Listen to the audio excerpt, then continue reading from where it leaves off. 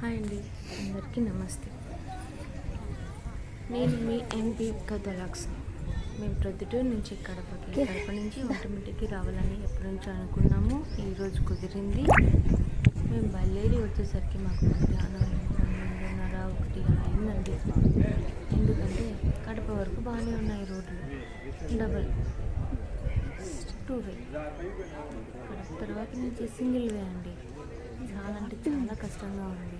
లారీలు, పెద్ద పెద్ద వెహికల్స్, వాటిలో చిన్న చిన్న బైకులు, చిన్న కార్స్ ఎలాగలా తెప్పించుకొని ట్రాఫిక్ నుంచి వచ్చేసామండి. శ్రీ కోదండరామస్వామి గారిని చూద్దాము వచ్చేసాము.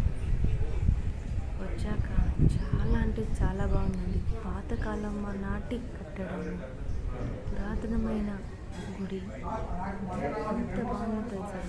ఈ శిల్పాలు చెక్కిన విధానం చాలా బాగుండేదండి. వాతావరణం ప్రతి ఒక్కటి చాలా బాగుంది. కానీ ఇప్పుడు ఏం చేద్దాం, అంత కలుషితమైన ఇప్పుడు వచ్చే గుడిలోని ఎలా కడుతున్నారు, మధ్యలో ఏం వాడుతున్నారు, సిమెంట్. కానీ ఈ గుడి కట్టడానికి మాత్రం సిమెంట్ అస్సలు వాడలేదు. చాలా అంటే చాలా ఎంతో పురాతనమైన గుడి కాబట్టి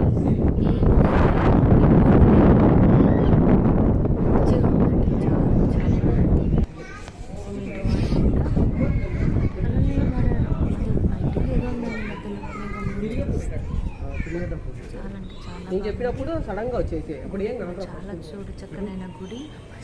అన్నప్రసాదము మధ్యాహ్నం, రోజు మధ్యాహ్నం పూట ఉంటుంది.